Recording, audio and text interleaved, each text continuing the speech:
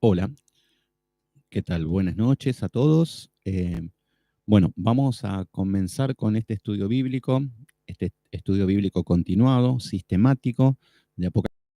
Y bueno, ya creo que hoy terminamos. Hoy creo que ya llegamos al final. Podríamos extenderlo un poquito más y profundizar, pero creo que como un concepto básico de lo que es el libro de Apocalipsis bien estudiado, después hay mucho más para profundizar. Pero ¿qué tal, Emilia? ¿Cómo estás? Los saludo desde acá, desde mi casa. Entonces, bueno, vamos a ver el final de lo que es Apocalipsis. Bueno, en este libro es un libro que lo estudiamos de manera sistemática. Lo que vimos que es un rompecabezas. Esto es lo que vimos que es un libro que siempre está hablando de lo mismo. Está hablando de la iglesia, está hablando de las estrategias de Satanás, del mundo, y que Cristo está con la iglesia y cómo el mundo va llevando su curso, su cauce con Satanás y las armas y las estrategias que tiene Satanás contra la iglesia. ¿Qué tal, Gabriel? ¿Cómo andás? Qué bueno que están conectados ya, que estamos todos reunidos. Así que, bueno, lo que vamos a ver es que este libro es un libro simbólico donde el Señor nos habla lo mismo y nos da mucha más luz que nos viene hablando a lo largo de todas las escrituras, y vemos que nos da luz en cuanto a lo que está pasando, realmente lo que está pasando, aunque más allá de lo que vemos con nuestros propios ojos. Porque nosotros vemos que todos son buenos, que todo es bonito, todo es color de rosas, pero las escrituras nos muestran la realidad. Entonces, para esto es lo que sirve Apocalipsis. Entonces, lo que vamos a ver es que ya terminando este libro, tenemos siempre, lo estudiamos de manera simbólica, con una armonía perfecta, donde no hay que ensamblar nada con nada, en el sentido de que forzar, buscar cosas que no cierran, lo estudiamos de una manera armónica y nos viene hablando con lo mismo a lo largo de toda la escritura. Esto que vimos en este estudio de Apocalipsis, lo vimos a lo largo de toda la escritura, no hubo que sacar ningún anticristo moderno ni nada. ¿Qué tal, Marcelo? Adrián Veloso, qué bueno que se conectan. Así que, qué bueno, justo hoy terminamos este estudio de Apocalipsis. Calculo que hoy, espero, ahora vemos por ahí si se extiende, capaz que se corta y se continúa mañana. Pero ya por lo que estuve viendo, va a estar bien que lo cortemos, que lo terminemos hoy. Vamos a ver qué es lo que dice. Entonces, este libro es un libro que las iglesias no lo enseñan, y si lo enseñan, ¿qué tal, Vane? ¿Cómo andás? Qué bien que se conectan todos. Ya estamos casi todos. Bueno, este libro es un libro que las iglesias no lo enseñan, y si lo enseñan de una manera errónea. De una manera, por eso dicen Apocalipsis, fin del mundo, donde el cielo se pone rojo, donde vienen los ataques, donde viene el terremoto, y uno se imagina eso. Pero claro, es que eso es el delirio del hombre, lo que el corazón del hombre anhela. Porque uno lo que, lo que termina redactando, lo que terminan representando con las escrituras es lo que hay en el corazón del hombre. ¿Y qué hay en el corazón del hombre? Saber el futuro, saber qué es lo que me va a pasar mañana, tener la certeza de todo lo que va a venir. Pero esto lo tuvo el hombre siempre. El problema es que el Señor en Deuteronomio 13 nos dice que no podemos consultar a divinos, no podemos consultar a los muertos, no podemos ir al tarot, no podemos ir a la Umbanda, no podemos ir a los brujos, no podemos consultar a los demonios. ¿Se entiende? ¿Y en qué se empeña la iglesia hoy? Yo me encuentro en Facebook, en todos lados, personas que no saben la Biblia y ya saben cómo termina el fin del mundo. Entonces vienen con que no, porque Bill Gates es el anticristo que ahora va a poner un chip, entonces nos va a perseguir a todos.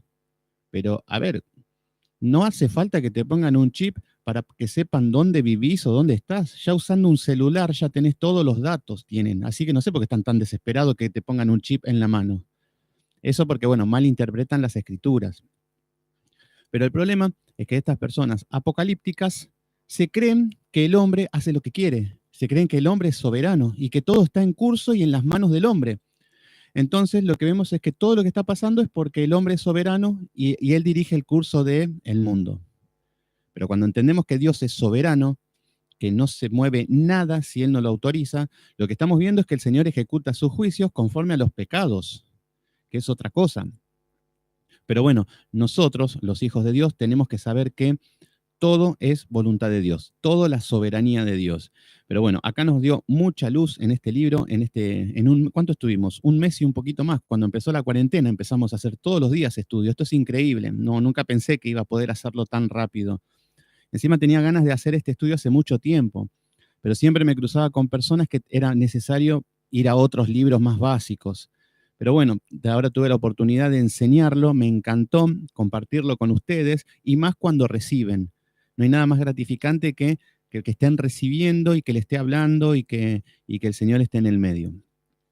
Entonces, bueno, vamos a comenzar con este estudio. ¿Dónde habíamos quedado? A ver, habíamos quedado, ya les digo, en Apocalipsis capítulo 21, habíamos visto que Jesús nos hablaba de que Él era la luz, cuando hablábamos de que dicen los literales, esto tiene que ver con la teoría dispensacionalista, que leen Apocalipsis de una manera literal.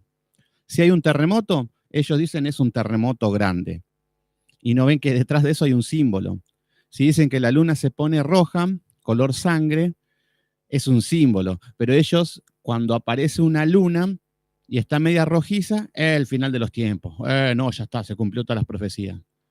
Vemos que hay terremotos, no porque se cumple la profecía. El problema es que cuando nos vamos a Mateo 24 dicen, habrán terremotos, habrán un montón de cosas, pero aún no es aún no es el final. Así que no sé qué parte ven de que todo lo contrario. Pero bueno, esto es lo que hace gente neófita que se ponen a enseñar. Este es el problema. Este es el problema que muchas personas que deberían estar estudiando, pero están enseñando. Y empieza como algo cierto, pero bueno, qué grande Marce, no sé de qué se ríe, pero sí, hoy estamos acostumbrados a ver que son maestros, pero del error. Esto es lo que estamos acostumbrados a ver. Porque de última uno puede tener la ideología, puede tener un pensamiento, pero lo que tenemos que ver es que por lo menos tenemos que saber la escritura para hablar, para opinar, y no un versículo. Y lo que vemos es que hay 10 versículos, los más nombrados de todos. Todo lo puedo en Cristo que me fortalece. Con Cristo somos más que vencedores. ¿Qué más? No, porque esto no es una lucha contra carne y sangre, sino contra espíritus. Tiran un montón de versículos y casi todos de aliento. Clama a mí, yo te responderé. Bueno, tiran varios versículos y se creen que con eso ya están. El tema es que no saben ni en qué contexto están escritos cada versículo, cómo se lee cada libro, cómo es la armonía bíblica que hay. Entonces opinan y hablan. Y así es donde llegamos a esta decadencia espiritual, a esta decadencia que vimos que a lo largo de la historia se fue dando. La oscuridad por cerrar las escrituras. Pero bueno, el Señor tiene misericordia y a sus hijos les abre la escritura y les muestra y les enseña. Que de esto es lo que vamos a ver ahora, un poquito ya cerrando lo que cierra ya el libro de Apocalipsis, va a estar hablando justo de esto. No juzguéis. Claro, esto ya lo vimos, todo lo que es cómo está la iglesia. No juzguéis. Hoy se creen que cuanto más ignorantes son, más santos son. Esto es lo que se creen. Todo tipo de videos, sí. Exactamente, sí, lo que dice Marcelo. Es así, es real, es triste. El tema es que es un problema, porque yo cuando llegué a la iglesia me estudié toda la doctrina literal y me había comido lo del rapto, me había comido todo lo que me habían enseñado y hasta me ponía paranoico porque ya estaba viendo que no, lo que está pasando en Medio Oriente, porque Israel, porque Irak, y estaba, y yo estudiaba y buscaba. Decía, no me cierra, hay cosas que no me cierran. Pero bueno, gracias a Dios que me mostró cómo se estudia, cómo se enseña por muchos predicadores. No es que el Señor me habló, vino un ángel y me dijo, no, buscando información, es así como se encuentra la verdad. Si vamos a esperar que el Señor me mande un ángel, va a venir la quinta venida y todavía vamos a estar esperando. Pero yo buscaba hasta que empieza a cerrar. Y empezás a encontrar con predicadores buenos, con sana doctrina, con buenas páginas, con libros, y empieza a reforzar nuestros conocimientos. Entonces, cuando empecé a estudiar la otra doctrina, ya pude ver las dos. Entonces, el que dice que viene un chip y todas esas cosas tiene esa doctrina y no tiene más que eso. Y tampoco la doctrina porque ni la estudió profundamente. Y no tiene armonía bíblica ni nada. Sacan versículos y después lo dejan a su libre imaginación. pero nosotros tenemos que analizar rigurosamente las escrituras. Y es un esfuerzo porque lleva un tiempo, lleva años estudiar y conocer las escrituras. Pero el Señor nos demanda eso, porque si no, no lo vamos a poder adorar a Dios.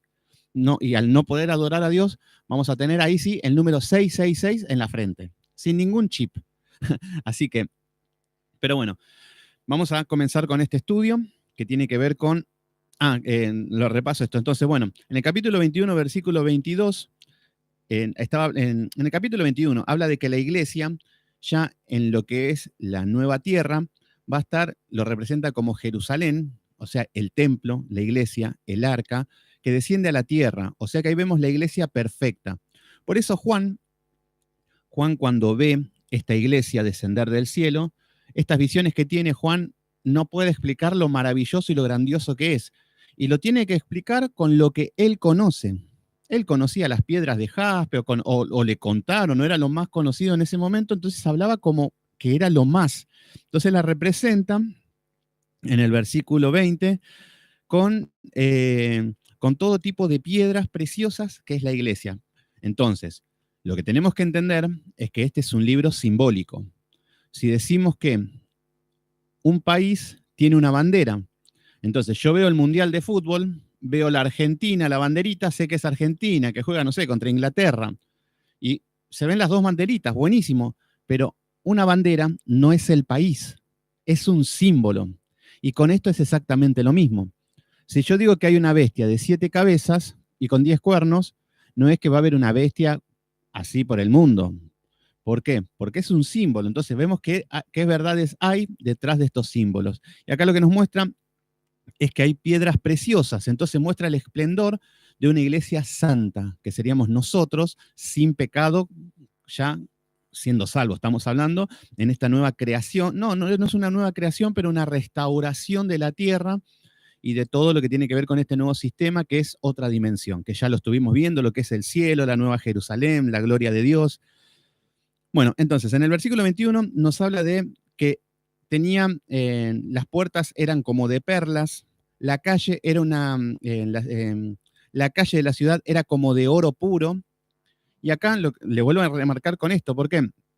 Porque está mostrando que los caminos que iban a caminar iban a ser con Cristo a partir de esta vida eterna. Ya va a ser cara a cara, Él nos va a guiar. Entonces, los caminos van a ser de oro.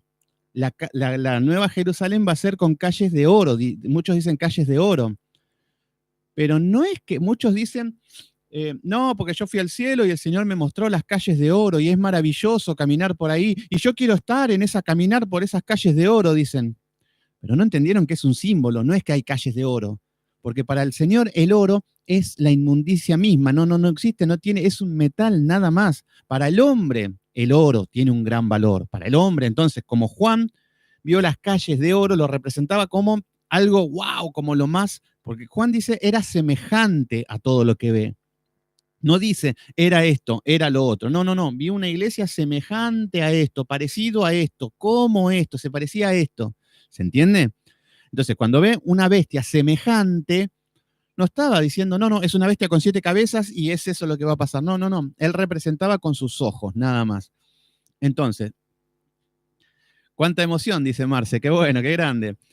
Estamos, sí, lástima que tomaste ya lo último del libro, pero igual te va a hablar mucho el Señor con esto y tenés todos los videos desde el primer estudio que hicimos y hasta el último, así que es un libro apasionante. Bueno, entonces en el versículo 22 dice que vio en el templo el Todopoderoso, el versículo 23 dice que la ciudad no tenía sol ni tenía luna. ¿Qué significa esto? Muchos dicen, no, porque la presencia de Dios va a hacer que no haya luz, que no haya entonces, como no va a haber sol, no van a haber lámparas. Grande, Marce. Como no van a haber lámparas, Jesús va a ser la luz. El tema es que lo estamos estudiando de manera simbólica.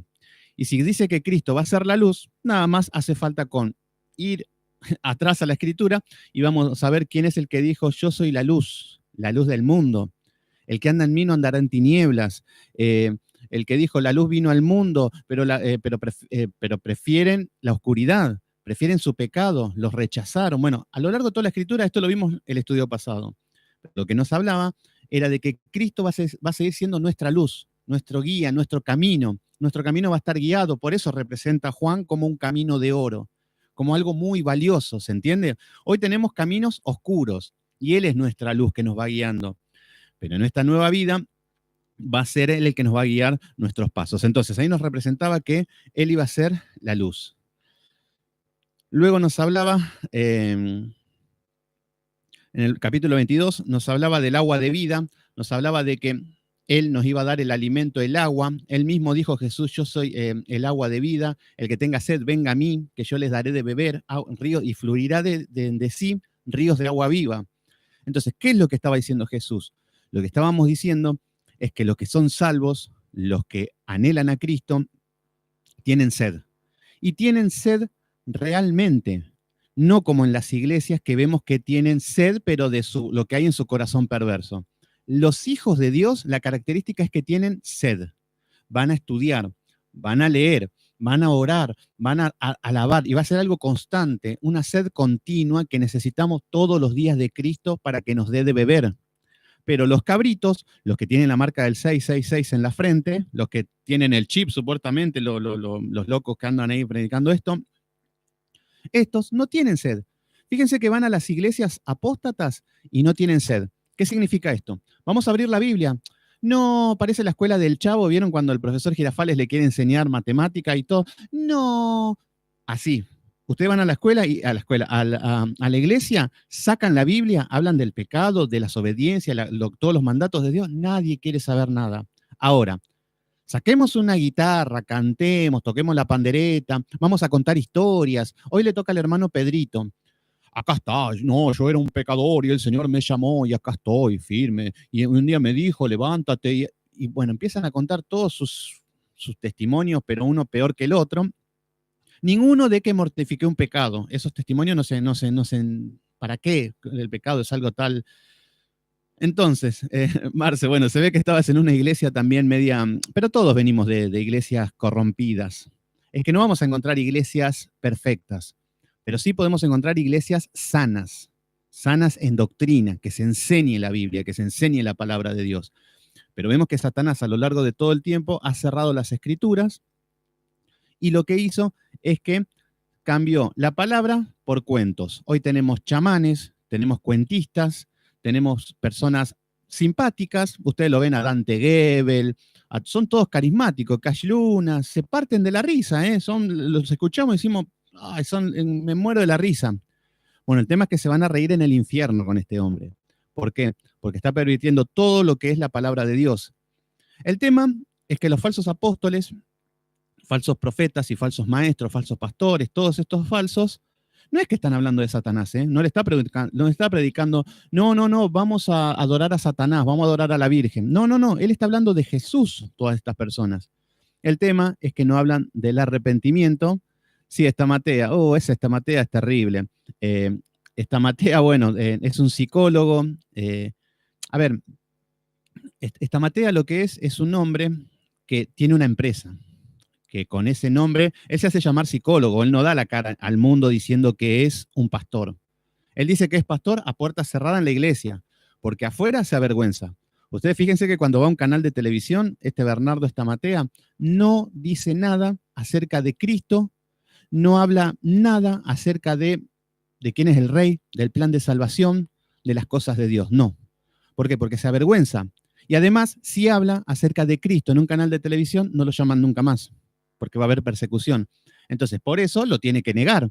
Entonces, pero puertas cerradas, adentro, cuando no lo ve nadie, sí se hace el pastorcete, que aún así termina enseñando psicología. Y yo estudié psicología y sé qué es lo que está enseñando. Y un poquito pude leer la Biblia y sé los errores la estrategia que hay. Entonces, lo que vemos es que es un hombre que maneja gente ciega, porque vemos que todos los que lo siguen, le preguntamos, no le digo cosas de Apocalipsis, les digo que nos digan los 10 mandamientos y no lo saben. ¿Quiénes son los apóstoles? Y no lo saben. Entonces, ahí se ríe Marcelo. Pero bueno, igual, es necesario también pasar, porque yo también pasé por una iglesia apóstata, y la gran mayoría, porque está corrompido. Pero lo que vemos es que los verdaderos el Señor los saca de donde estén. Así que no es que tampoco digo, no, pobre Marce, pobre Vani que van a una iglesia así. No lo tomo así porque yo estuve en una iglesia igual, peor. Entonces, el tema es que lo que vemos que la gracia y la misericordia del Señor es que aunque estemos en lugares perdidos, en lugares apóstatas, nos saca.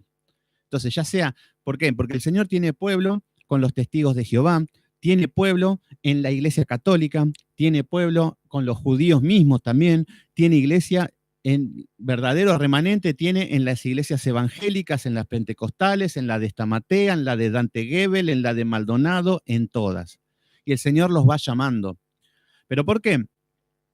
Acá, me quiero morir ese Marce, no sé por qué, pero no, todos nos vamos a querer morir porque yo también pasé. Yo caí, a ver, yo de chico era testigo de Jehová hasta los 14, 15 años fui. Me gustaba, me interesaba, me gustaba lo que eran las historias bíblicas y era como que quería ser anciano, como me gustaba. Después dije, no, esto está todo muerto, Dios no existe, Dios no es así. Me tiré al ateísmo. Me puse a estudiar filosofía, me puse a estudiar ciencias sociales, me puse a estudiar todo lo que tiene que ver con las ciencias y me hice casi ateo, porque eso te lleva al ateísmo también. Bueno, después con una serie de problemas de demonios y cosas así, que tuve casas embrujadas, así, escuché el nombre de Cristo. Escucho el nombre de Cristo, me voló la cabeza. Digo, es esto, es esto. Lo empecé a seguir y caí en una iglesia pentecostal. Que todo poder, que todo aceite, que todo grito, que todo salto. Ya de entrada mucho no me cerraba, porque yo decía, no, acá hay algo que no está bien, porque por más que grites, esto no pasa por ahí.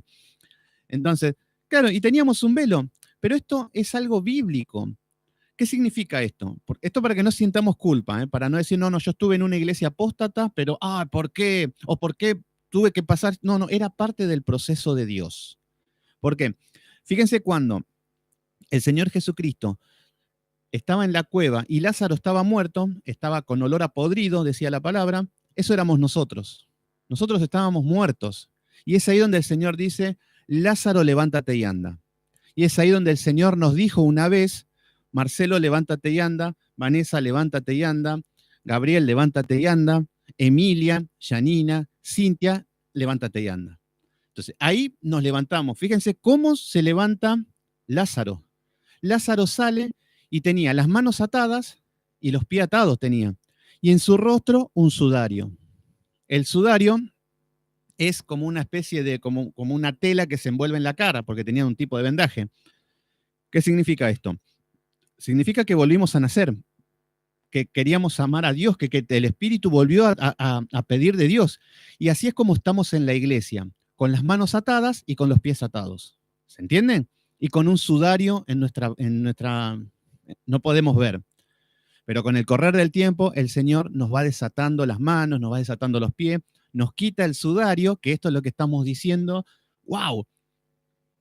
Puedo ver, se caen los velos, ¿cómo no lo vi antes? Bueno, pero era el proceso que Dios estableció para los hijos de Dios, ¿se entiende?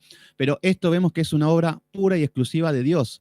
Nosotros no tenemos no podemos quitarnos los velos solos, lo mismo que volver a nacer. A un muerto no le podemos decir, por más, dale, ponete las pilas y reviví. No se puede. Por eso todo esto es una obra de Dios. Y era necesario de que pasemos por donde pasamos. Porque ahí vemos que estuvo la mano de Dios para sacarnos. Porque la salvación es que el Señor va a buscar a las ovejas y no las ovejas buscan al Señor. ¿Se entiende? Entonces, por eso el Señor dice, dejé las 99 y fui a buscar a esa oveja que estaba perdida. Y esto es lo que pasó con nosotros. ¿Se entiende? Qué bueno que se caigan los velos porque bueno, cada uno tiene su tiempo, pero bueno, el Señor a sus hijos les hace caer el velo. Y es ahí donde empezamos la religión es muy importante para que tengamos los velos, pero vemos que el Señor viene a quitarnos estos velos y a hablarnos, y la característica es que las ovejas obedecen. Lo que saben, lo que entienden, obedecen. Los cabritos, le importa 3 pepinos. Y esto es lo que vamos a ver un poquito ahora, que tiene que ver con esto. Entonces, bueno, sigo repasando un poquito esto que ya lo vimos. Luego habla del árbol de la vida. ¿Qué tal, Cintia? Ahí estamos.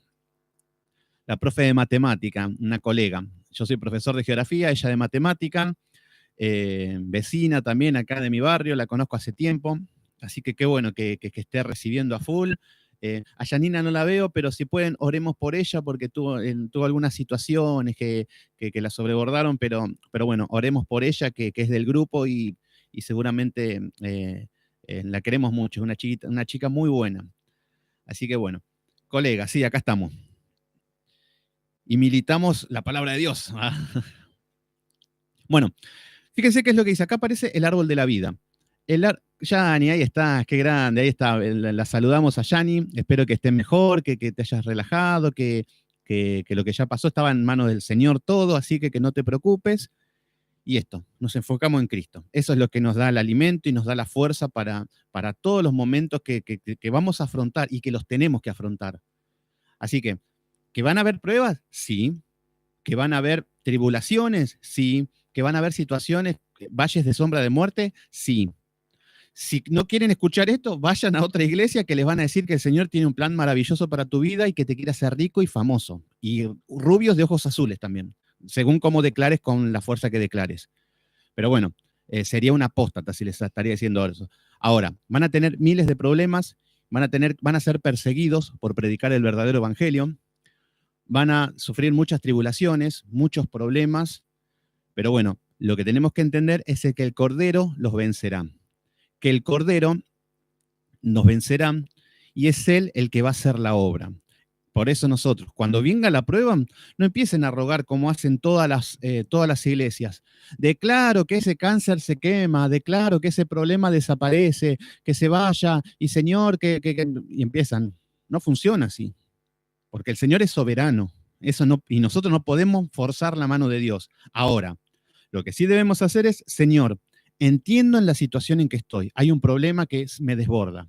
Ahora, no te pido que me quites la prueba, que sea en tu tiempo y en tu forma. Ahora, lo que sí, dame consuelo, dame aliento, dame fuerzas, dame esperanza. Y ahí sí se cumple que automáticamente te renueva, porque eso sí lo promete el Señor. Que te saque del problema, nunca está escrito que le oramos y que nos saque del problema. Entonces, qué bueno que le demos el aliento a Janina, porque un día nos toca a nosotros, cosas de la vida que nos desbordan y que a veces no podemos, en ataques del enemigo y todo.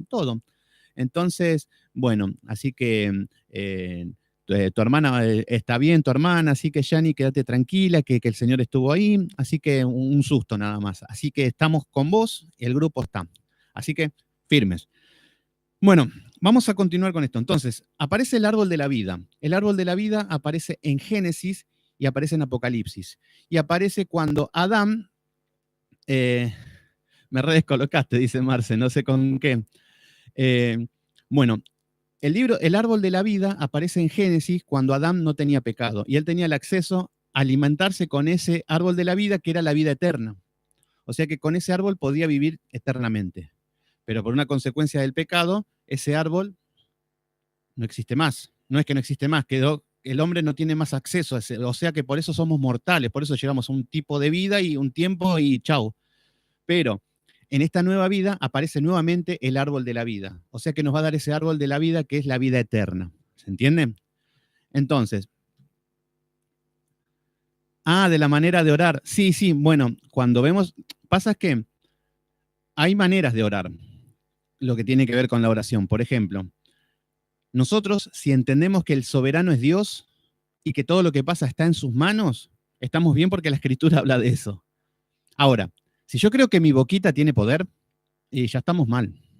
Si yo creo que lo que yo quiero, mi voluntad, el Señor la tiene que cumplir, estamos mal.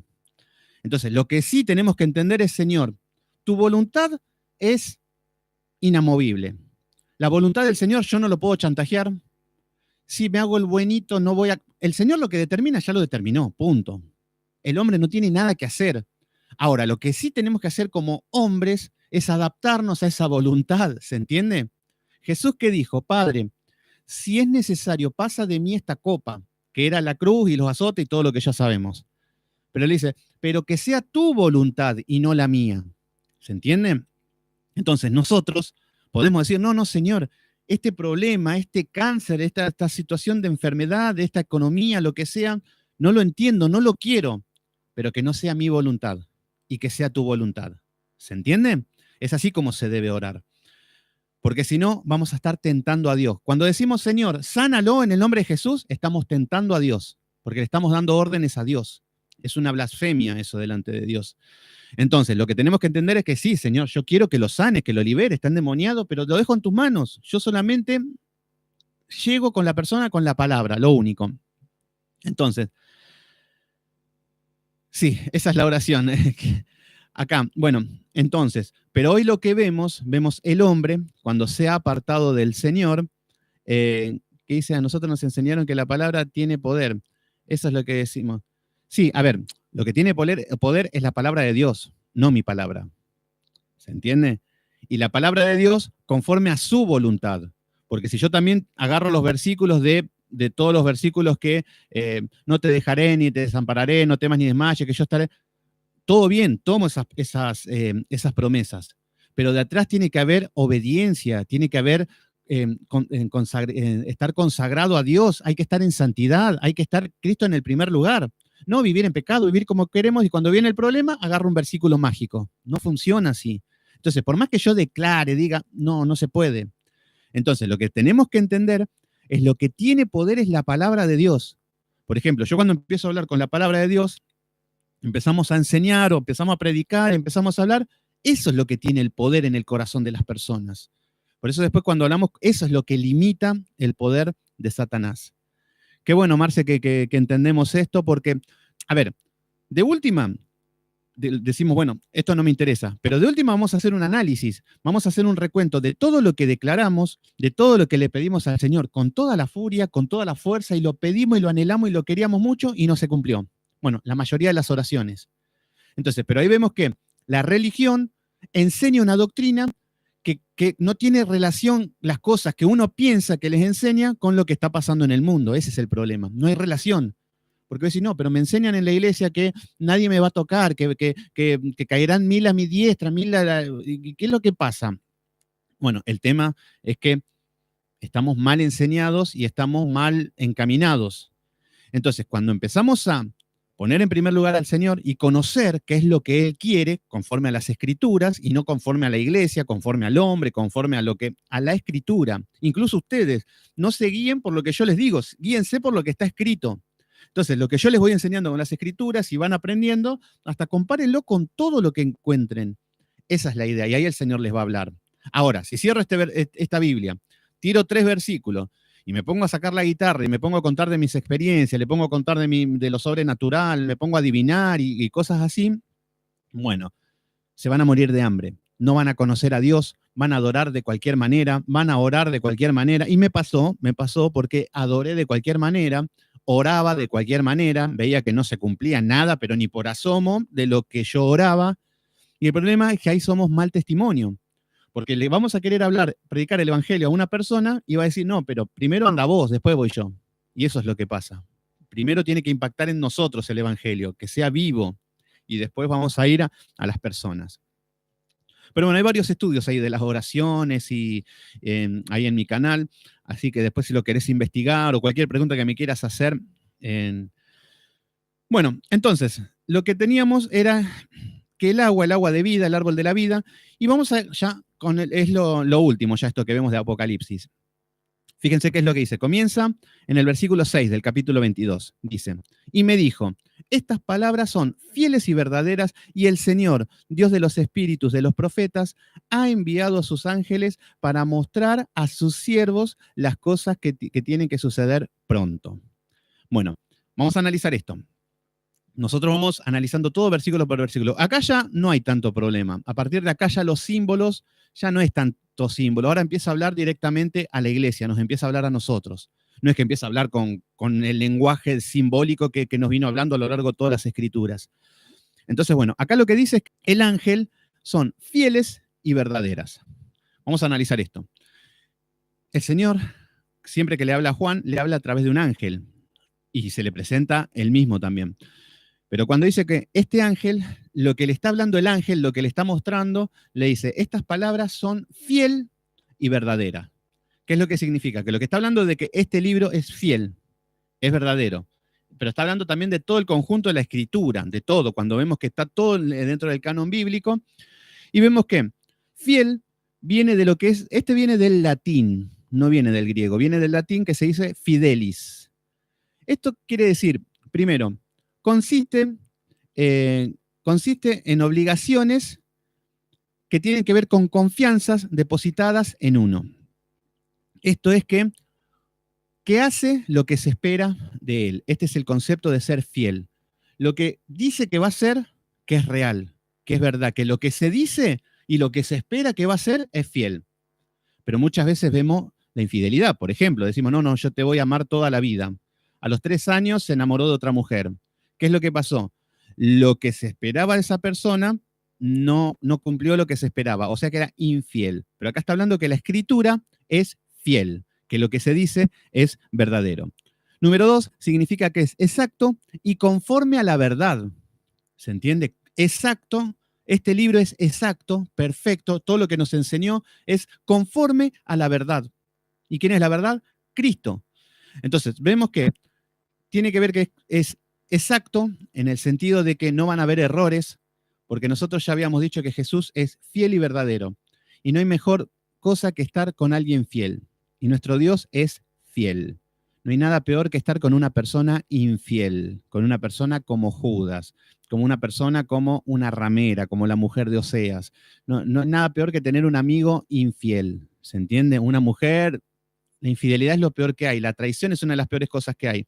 Pero acá vemos que estamos en las manos de alguien que es fiel y debemos descansar en eso. Por eso cuando la palabra nos dice una promesa o nos dice algo y estamos haciendo lo que debemos hacer, caminando bien como debe ser, vamos a ver que en el medio de la tribulación no tenemos por qué dudar. Obviamente, por ser pecadores vamos a dudar, vamos a tener incredulidad, pero tenemos que entender es que Dios es fiel. No te dejaré ni te desampararé, te dice el Señor. Si estamos haciendo bien las cosas, si estamos caminando, si estamos mortificando los pecados, si estamos adorando, si estamos creciendo en fe, si estamos creciendo en amor, si estamos caminando bien, en el momento de la prueba el Señor te dice, no te dejaré ni te desampararé. Entonces el Señor es fiel, no me va a desamparar. Y ahí es donde se cumple.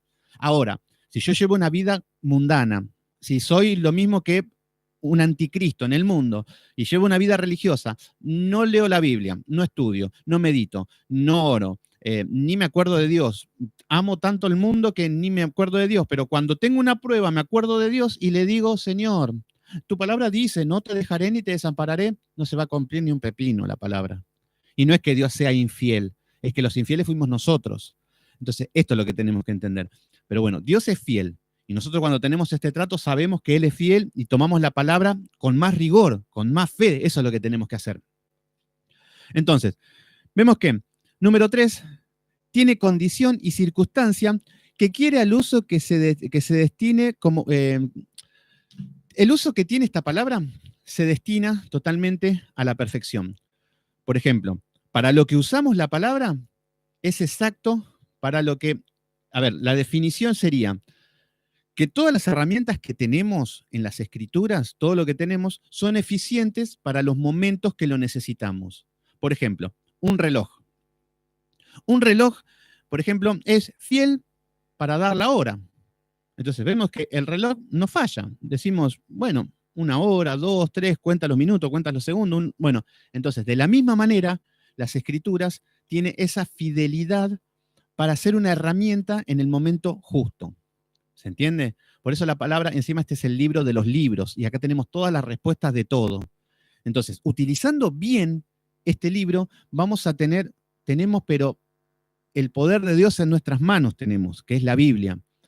Pero bueno, vemos muchas veces que, por ejemplo, en un versículo, todos los que se van a ir al infierno, los religiosos, el Señor le dice, porque tuve hambre y no me diste de comer, tuve sed y no me diste de beber.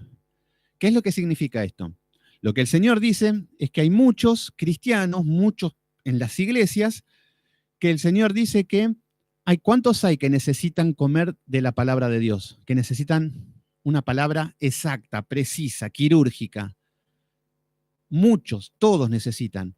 ¿Cuánta gente necesita beber del agua, de la palabra de Dios, del Espíritu Santo? Muchos. Pero ¿qué es lo que hace hoy la iglesia? vienen y te predican y te dicen, no, no, porque Cristo, porque Dios es lumbrera a mis caminos, porque... Y empiezan a hablar cualquier cosa. Claro, y el que está mal dice, no, pero estoy mal, encima viene este delirante a hablarme estas cosas, pero no quiero saber nada con Cristo. Ahora, ¿qué pasaría si una persona que estudió con ciencia, con inteligencia, fue diligente en los estudios, sabe aplicar a su vida los contextos bíblicos en cada situación particular y empieza a aplicar y caminar conforme a las escrituras, va a tener armas? Entonces va a venir un depresivo y le va a dar una palabra exacta, precisa, pero va a ser quirúrgica. Va a venir un hombre pecador y le va a dar una palabra precisa, y esto es lo que quiere el Señor. Pero ahí lo que vemos charlatanes. Charlatanes que, incluso los charlatanes viven hablando con salmos, que se creen santos, entonces terminan hablando salmos o tirando versículos porque sí. Y esto pasa mucho en Facebook, también tiran versículos, pero no saben ni para dónde van. El tema es que el Señor no va a orar en un contexto vacío. Muchos toman un versículo como una palabra mágica. Lo mismo que tener un crucifijo, lo mismo que tener agua bendita. Entonces yo digo un versículo y me agarro de eso como que tiene poder. No, lo que tiene poder es cuando yo aplico esta palabra que aprendí y lo aplico a mi vida y corrijo mi vida y la direcciono conforme a la escritura. Entonces, bueno, acá lo que nos estamos viendo es que es verdadero y que tiene y lo usamos de una manera exacta. Es fiel. Luego dice que es fiel y verdadero.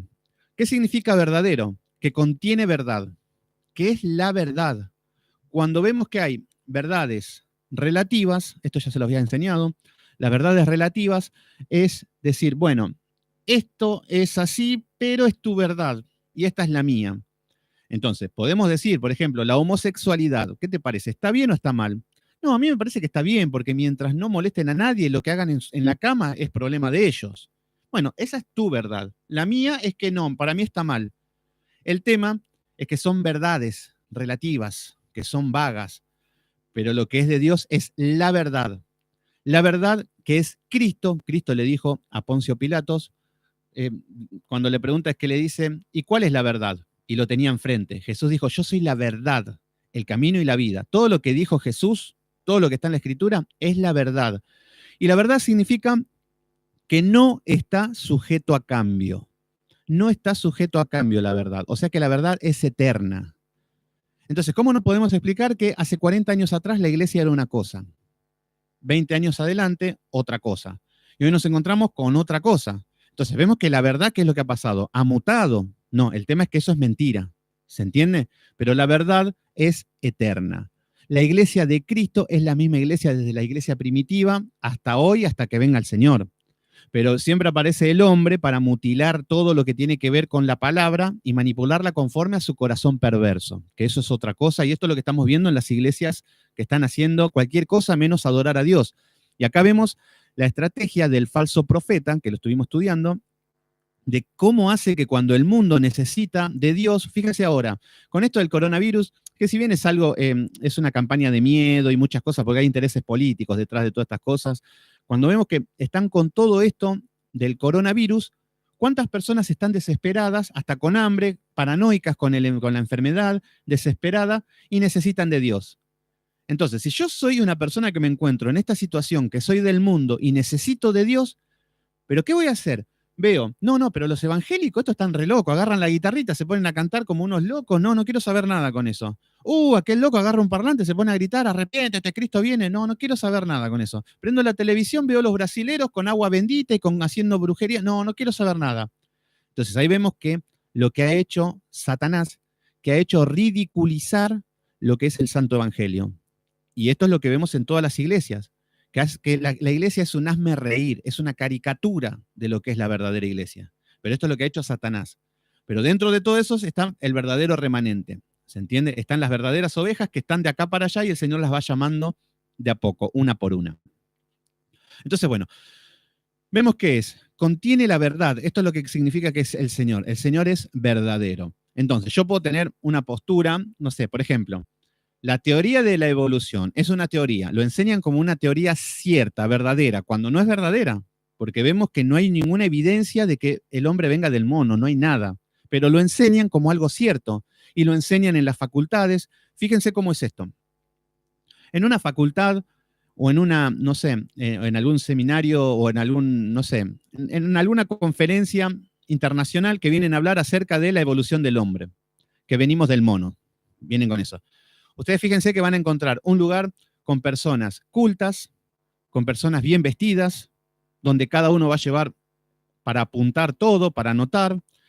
El que va a hablar va a estar en un lugar con respeto, va a hablar con un vocabulario específico, no se va a exaltar, no va a hacer nada, ninguna locura, va a hablar una palabra conforme con algo que tienen estudios, que tienen un sistema de estudios, de análisis, tienen diferentes enfoques, usan la ciencia, usan tipos de métodos para exponer una teoría falsa.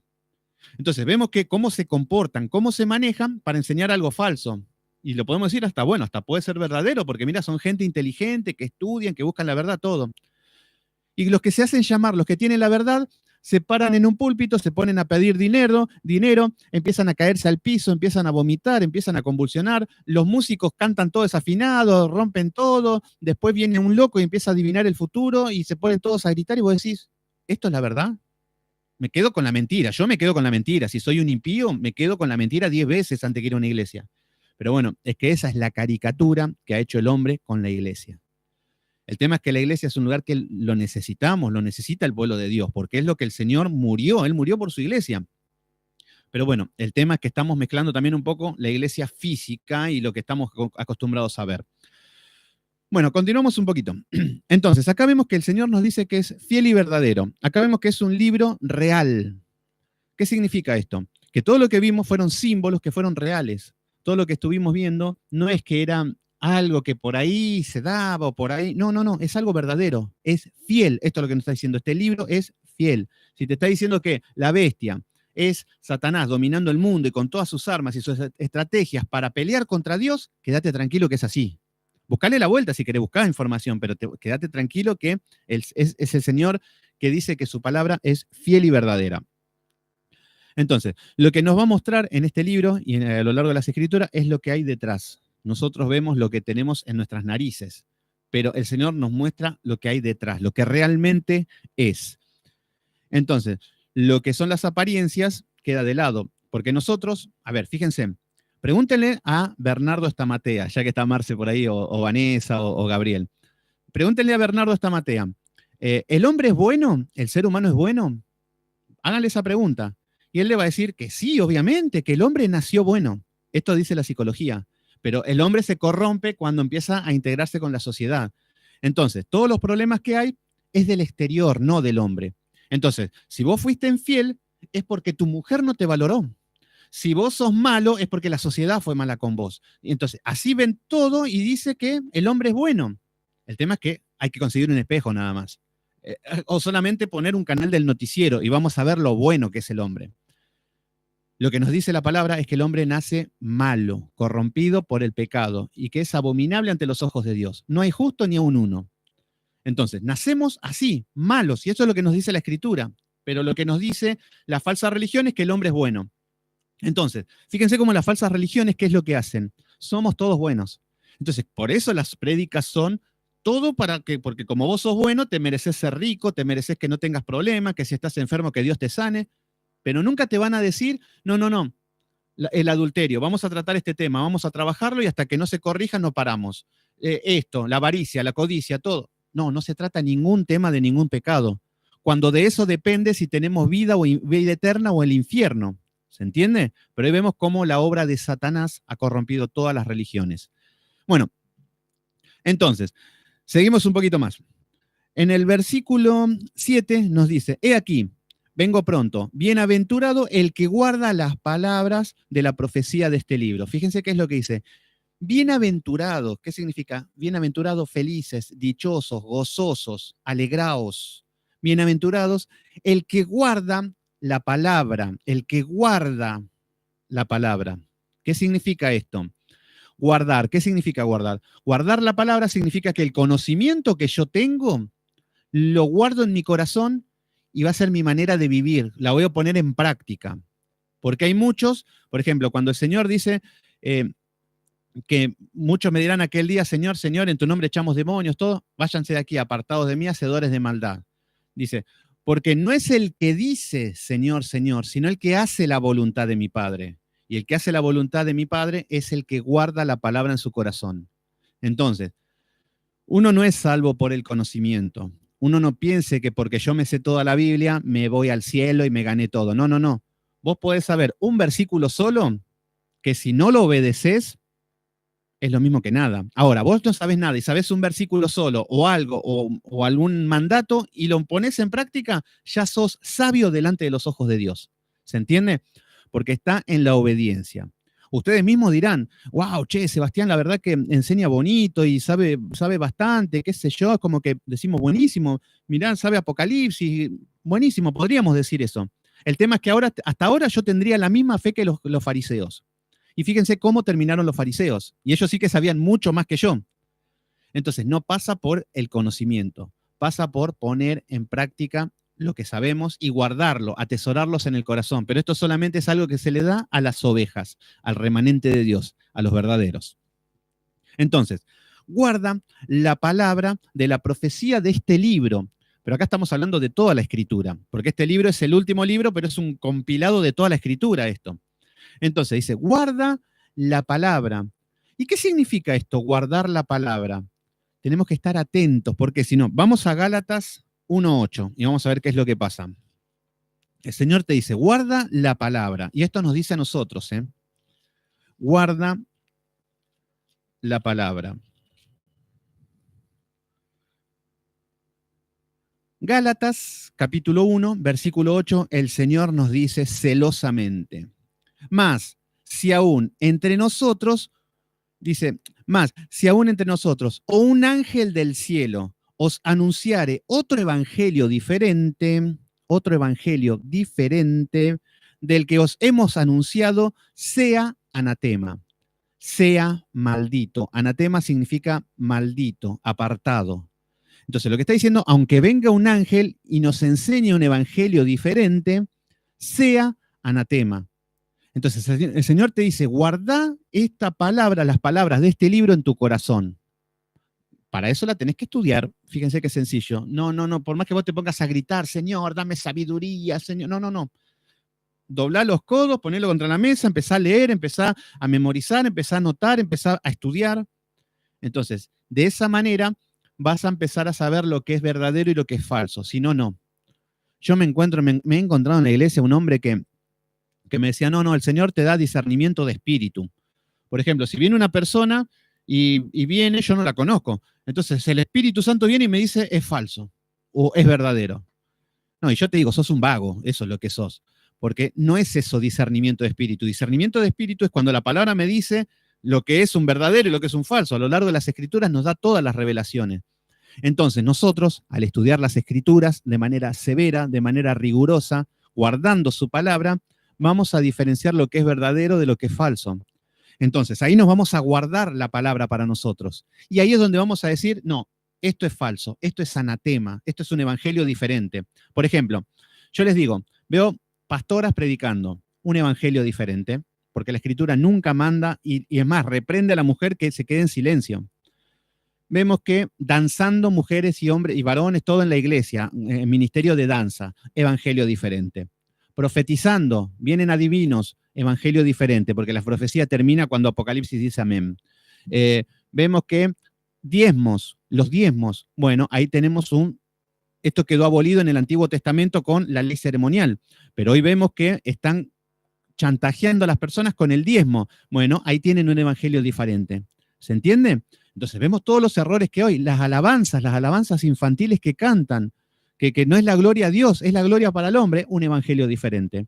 La doctrina de la prosperidad, todo es prosperidad, un evangelio diferente. ¿Se entiende cómo es esto? Entonces, bueno, volvemos a Apocalipsis y vemos que fíjense lo que dice, que aunque venga un evangelio diferente, aunque venga un ángel a predicarnos, como le predicó al de los mormones, a José Smith, que vino un ángel a predicarle, sea anatema. Entonces, a nosotros el que venga con una palabra que no sea bíblica, sea anatema. Por eso siempre guíense por la palabra, no por lo que cuenta la persona. Porque ahora lo que tenemos son nuevas revelaciones. ¿Qué son las nuevas revelaciones? Vienen personas con palabra nueva. O sea que no alcanza con lo que el Señor dio. Tiene que venir con algo, con que el Señor me dijo, con que el Señor me mandó, pero se están guiando por el corazón perverso del hombre y no por las Escrituras. Y nosotros nos debemos manejar por las Escrituras. Seguimos un poquito más. Entonces, guarda la palabra de la profecía de este libro. Debemos guardarla celosamente. Y para eso tenemos que estudiar. Que para el hombre no, la palabra mata. Toman un versículo fuera de contexto para justificar su vagancia, su pereza. Pero lo que nos está diciendo la palabra es que, a ver, hay un versículo que nos habla de que la letra mata, pero no está hablando de que el estudiar te hace mal, que el estudiar te mata. No, no, el problema es que cuando vos estudias y no lo pones en práctica, eso está muerto. ¿Cuántos hay que son teólogos y saben mucho de Biblia y viven en adulterio, viven en fornicación, viven robando, viven haciendo una vida desordenada? Esa palabra está muerta, ¿se entiende? Pero lo que mata es la ignorancia. Muchos se van a ir al infierno por ignorantes. Bueno, versículo 8 dice, yo, Juan, el que oyó y vio estas cosas, y después de las que hube oído, visto esto, más, me postré para adorar a los pies del ángel. Fíjense qué es lo que hace Juan. Se postra para adorar al ángel. Dice, que me mostraba las cosas, pero él me dijo, mira, no lo hagas, porque yo soy consiervo tuyo y de tus hermanos los profetas. Y los de que guardan la palabra de este libro adoran a Dios.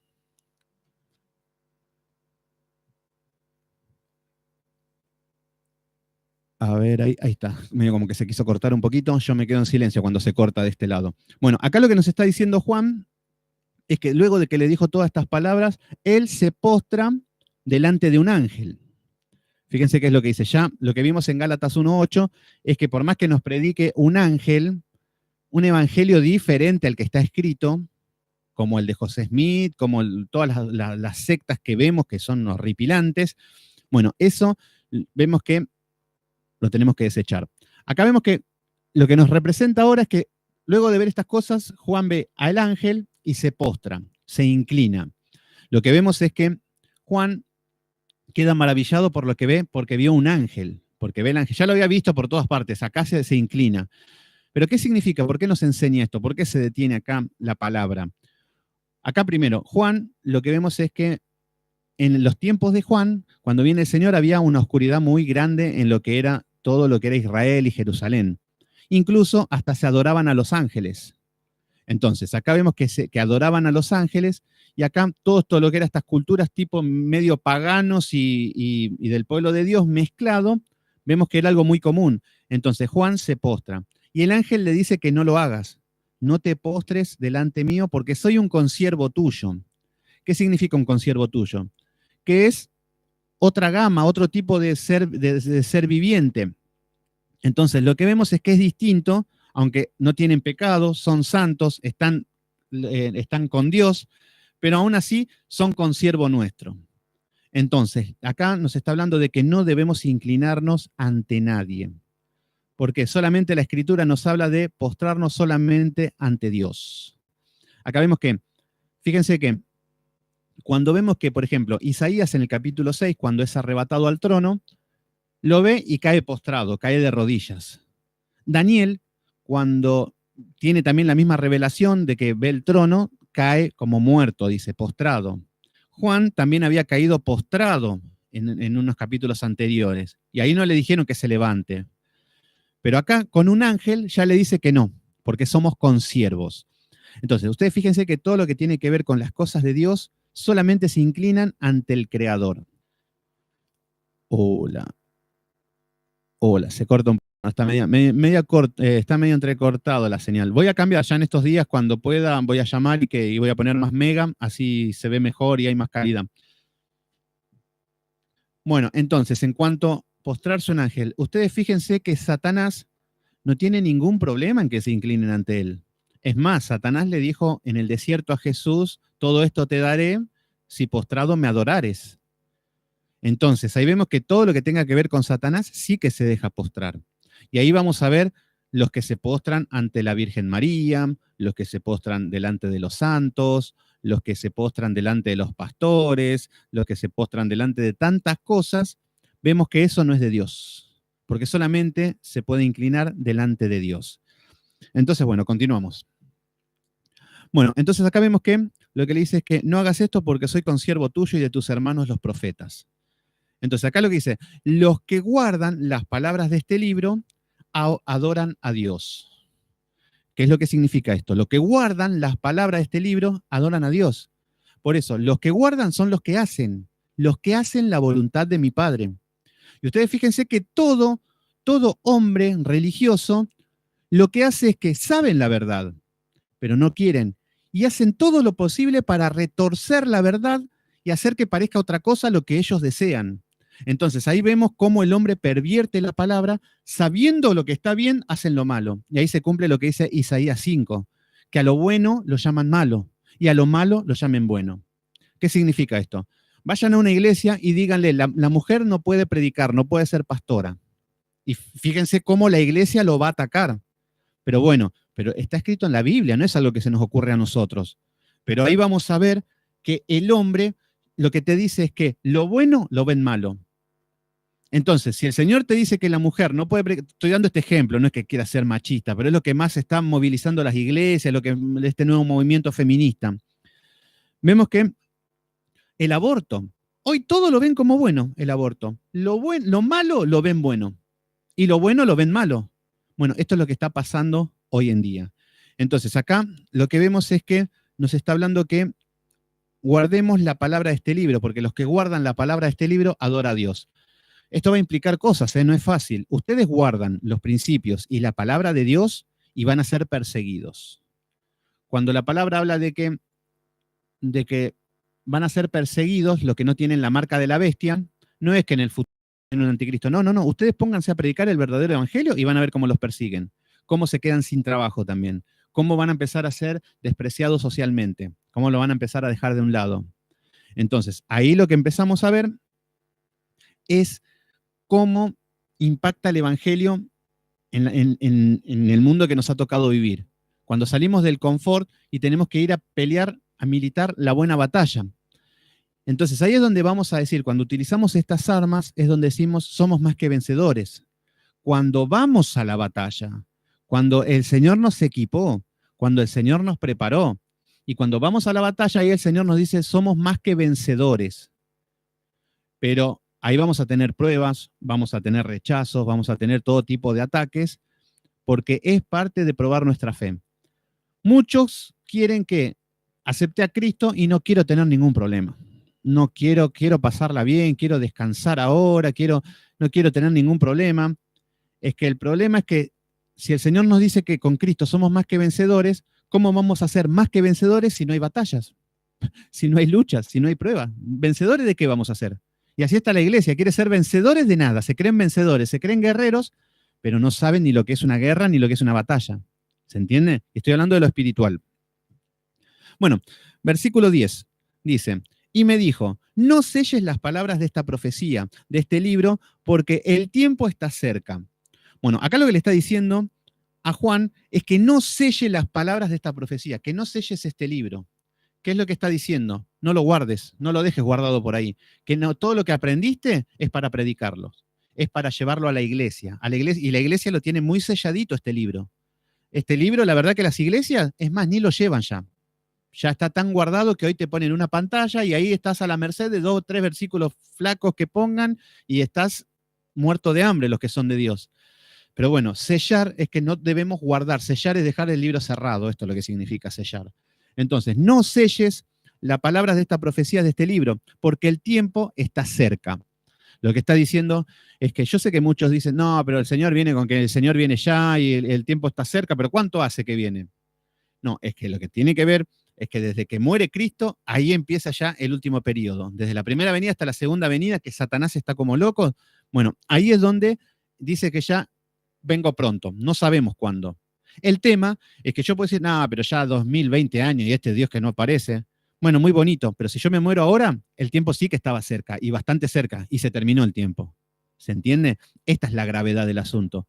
Al que te dijo que no, ahora no, dentro de 3 años voy a aceptar a Cristo y por ahí se muere antes, se terminó el tiempo para esa persona. ¿Se entiende la gravedad del asunto? ¿Por qué debemos predicar el evangelio a toda criatura? Pero para eso hay que prepararse. Cuando el Señor le dice la comisión a los 12, a los apóstoles, Le dice, id y predicar el evangelio. No se lo dijo cuando los conoció, los dijo cuando estuvieron 3 años y medio con Cristo, viviendo con Cristo, y les enseñó todo. Entonces, cuando ya estaban listos, los manda a predicar el evangelio. Pero hoy cualquier neófito llega a la iglesia, te pueden dar un título de pastor y hasta pueden ser pastores. Y no fueron ni preparados ni procesados por Dios. Y ahí vemos la consecuencia de que hay neófitos enseñando, personas que no son capacitadas, que no han pasado ningún proceso, ninguna prueba, y no son de Dios. Ese es el tema. Continuamos un poquito más. Entonces, en el versículo 11, bueno, acá nos está hablando de predicar, del evangelio, de lo que es que la iglesia esté activa con este libro, que no quede cerrado, que no quede guardado, que utilicen constantemente el libro. Versículo 11. El que es injusto, sea justo todavía, y el que es inmundo, sea inmundo todavía. El que es justo, practique la justicia todavía, y el que es santo, santifíquese todavía. Bueno, acá está hablando lo que nos está hablando es que en el predicar el evangelio, el que es injusto, que por medio de la palabra sea renovado y que sea justo. Y los que rechazan la palabra, el que es injusto va a seguir siendo injusto, ¿se entiende? Porque los que rechazan van a seguir con lo mismo, como que no van a tener ningún problema en desobedecer todo lo que se dice. Entonces, esto es lo que nos está diciendo. Ustedes prediquen. Por ejemplo, todos nosotros tenemos responsabilidades. No podemos decir, no, señor, la verdad que a mí, vos si me hubieses dado 5 millones de dólares en el banco, un auto, avión, yo predicaría el evangelio, pero como no me diste eso, las iglesias veo que son multitudinarias, como yo no tengo una iglesia así, ¿cómo te puedo servir? No, nosotros tenemos responsabilidades delante de Dios con las capacidades y talentos y bienes que nos ha dado el Señor. Todo lo que nos dio es para la gloria de Él. Entonces, nosotros primero, como responsabilidad, tenemos que prepararnos, tenemos que discipularnos, estudiar, y cuando estamos listos, cuando estamos aptos, cuando fuimos procesados, cuando hemos pasado penurias, pruebas, cuando el Señor nos sujetó en todos, el Señor ocupa un primer lugar en nosotros, nos manda a predicar el evangelio. ¿Se entiende? Es como decir, bueno, termina la primaria, secundaria, terciaria y después vas a trabajar. Con el púlpito, es lo más patético que hay esto. Pero bueno, entonces lo que tenemos que entender es que debemos predicar el evangelio, nos tenemos que preparar, nos tenemos que capacitar y predicar a toda criatura. ¿Qué significa esto? Yo a las personas por ahí le predico a una persona, le voy a hablar del plan de salvación, de que estamos muertos en nuestros delitos y pecados, que merecemos la muerte y el infierno, pero la salvación está en Cristo, y que si lo aceptamos, Cristo nos saca del infierno y nos mete en el cielo, automáticamente. Bueno, eso es predicar el evangelio. No que vamos a un pecador y le decimos, no, Dios te quiere sacar de todos los problemas, vos nada más no hagas nada. No, eso no, es falso, ese evangelio no prospera. Entonces, cuando predicamos el verdadero evangelio, lo que dice la palabra es que el que es injusto, y con la palabra puede volverse justo, se puede convertir. Pero también puede pasar de que el que es injusto va a seguir injusto, pero nosotros hicimos lo que teníamos que hacer. Entonces, ¿se entiende cómo funciona esto? Seguimos. Versículo 12. He aquí, yo vengo pronto. Vuelve a anunciar esto, yo vengo pronto. Mi galardón conmigo. Wow, qué bueno, esto acá tenemos el galardón, el premio. Dice, para recompensar a cada uno según su obra. Acá lo que estamos hablando de las recompensas según sus obras. ¿Predicaste el evangelio? ¿Te preparaste? ¿Te santificaste? ¿Identificaste tus pecados? Yo me voy a cualquier iglesia, caigo en paracaídas en la que quieran y le hago preguntas, no sé, por ejemplo, ¿ustedes saben que somos pecadores? Amén, sí, todos somos pecadores porque nacemos de Adán, amén, amén, amén. Bueno, ¿me pueden nombrar 3 pecados que tengan identificados en su vida y que lo estén trabajando y mortificando con las escrituras? No, nadie, no, yo no soy pecador, no, aquel es pecador, yo no. Entonces, acá vemos que ahí hay un error grave, porque el verdadero Hijo de Dios tiene identificado su pecado, sabe cuál es, lo tiene entre ceja y ceja, por ahí lo está venciendo o está luchando, pero cuando cae se siente mal. Esto es lo que pasa con el verdadero Hijo de Dios, y está trabajando con las Escrituras para mortificarlo. Pero los que no viven totalmente esclavos del pecado. Entonces, acá lo que se nos está diciendo es que cuando vemos que todo esto es lo que tiene recompensa. Lavar las ropas, que ahora es lo que vamos a ver también un poquito. Entonces, versículo 13. Acá vemos que hay una recompensa según las obras. Esto es para la iglesia, esto es para los salvos. Versículo 13. Yo soy el alfa, la omega, el principio y el fin, el primero y el último. Bueno, acá nos vuelve a remarcar que Él es el mismo ayer, hoy y siempre, que es el eterno, que es el mismo Dios de Elohim y todos los dioses, que todos los nombres que vimos a lo largo de las Escrituras, que Él está en el medio. Versículo 14, dice, bienaventurados todos los que lavan sus ropas. Bien, fíjense cómo está exaltando y enfocándose, haciendo un énfasis en la iglesia santa, no en la iglesia rebelde. Entonces, la iglesia santa le dice, bienaventurados los que lavan sus ropas. ¿Quiénes son? Y los que dijimos recién. Yo tengo mis pecados entre ceja y ceja. Tengo tantos, pero este es el que más me atormenta y el que lo tengo que dejar. Y todos sabemos lo que es pecado. Hasta los impíos saben lo que es pecado. Ya todos saben que no tienen que matar, que no tienen que robar, ya lo tienen en el corazón. Pero acá lo que vemos es que lo que dice es que bienaventurado es el que identifica su pecado y el que lava sus ropas. ¿Qué es lavar las ropas? Y bueno, nosotros cuando caemos en pecado o cuando vivimos de una manera con hábitos de una vida media desordenada, cuando la queremos corregir, empezamos a pedir perdón constantemente por los pecados y eso es lavar las ropas. Vamos pidiendo perdón. Y no que peco, pido perdón, vuelvo a pecar, pido perdón, vuelvo a pecar y no. Está en el caminar, de esto se trata. De que yo miro para atrás y digo, bueno, en el último año, y bueno, la verdad que mortifiqué estos pecaditos. Esto, ordené esto. Y esto es lo que quiere el Señor, que vayamos lavando nuestras vestiduras. Entonces, acá lo que está diciendo, bienaventurados los que lavan sus ropas para tener derecho al árbol de la vida. Entonces, se entiende, esto no es por obras, pero los que tienen el Espíritu Santo van a lavar sus ropas, van a vivir en santidad para tener vida eterna. Este es nuestro galardón. ¿Se entiende cómo está hablando de esto? Dice, y para entrar por las puertas en la ciudad. ¿Qué es lo que está hablando acá?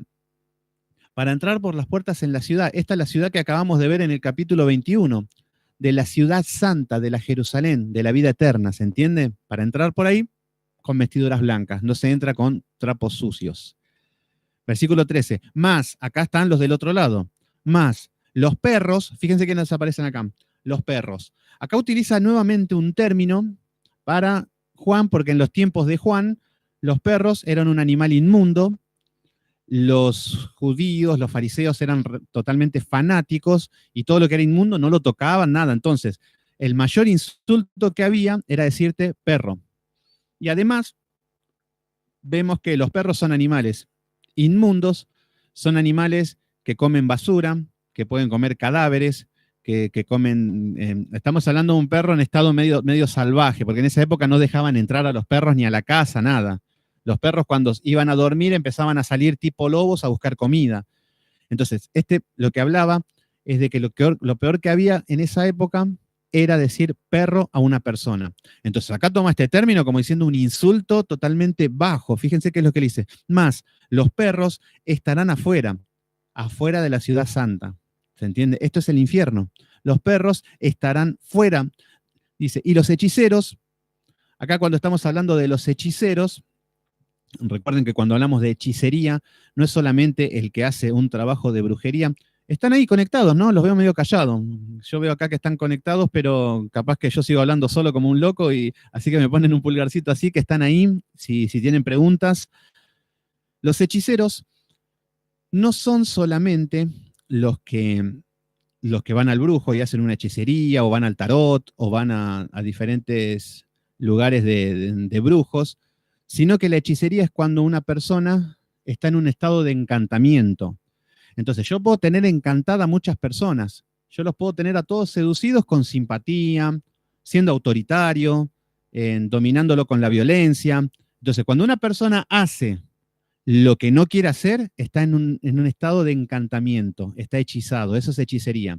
Entonces, si yo domino a mi pareja siendo celoso, ya estoy ejerciendo la hechicería. ¿Se entiende? Entonces, ¿están ahí por ahí los hermanitos?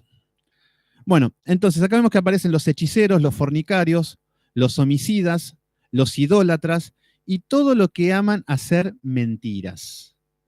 Entonces, acá vemos todos los que se van al infierno. Hace nuevamente un grupo nombrando por un lado los bienaventurados, los que lavan sus ropas, y por otro lado los que no lavaron sus ropas. ¿Se entiende? Seguimos un poquito más. Dice, yo Jesús he enviado a mi ángel para daros testimonios de todas estas, de las cosas de las iglesias. Yo soy la raíz del linaje de David, la estrella resplandeciente de la mañana. Bueno, acá Jesús dice que envía a su ángel, él es el que envía al ángel para dar el testimonio de todo lo que estaba escrito, que es fiel y verdadero. Entonces, todo lo que estábamos en este libro de esta profecía ha sido entregada por el Señor a través de los ángeles, muestra, porque son sus siervos. Los ángeles son mensajeros. Versículo 17. Y el espíritu y la esposa dicen, ven, y dicen, ven, el que oye, diga, ven, el que tiene sed, venga, el que quiere, tome agua de la vida gratuitamente. Tome agua de la vida gratuitamente. Acá está hablando el que esto es algo que está a disposición de todos. No es algo exclusivo de los judíos como fue al principio. Ahora está a disposición de todos. El que quiera venir, venga y beba gratuitamente. Hoy estamos bebiendo gratuitamente, pero después vamos a hacer un pacto de fe. Bueno, ahí ya vemos que no es gratuitamente. Entonces, está bien tener un corazón generoso y todo bien, pero hoy vemos que hay mercenarios del Evangelio que han prostituido la palabra. Entonces, lo que nos está hablando acá es que del que quiera venir a beber del agua de la vida, por eso ya digo que el final de Apocalipsis ya es más simple, no son símbolos. Entonces nos está hablando del que tiene sed, que venga. Cristo es el agua. El que tiene hambre, que vaya a Él, es el pan de vida, Él es el maná, Él es la verdad. Que vengan a mí y todo gratuitamente. Y esto es lo más increíble de una historia de amor, que siendo pecadores, hubo alguien que se fijó en nosotros y lo hizo todo gratuitamente. Por eso no hay obras que pueda pagar lo que el Señor hizo por nosotros. Versículo 18.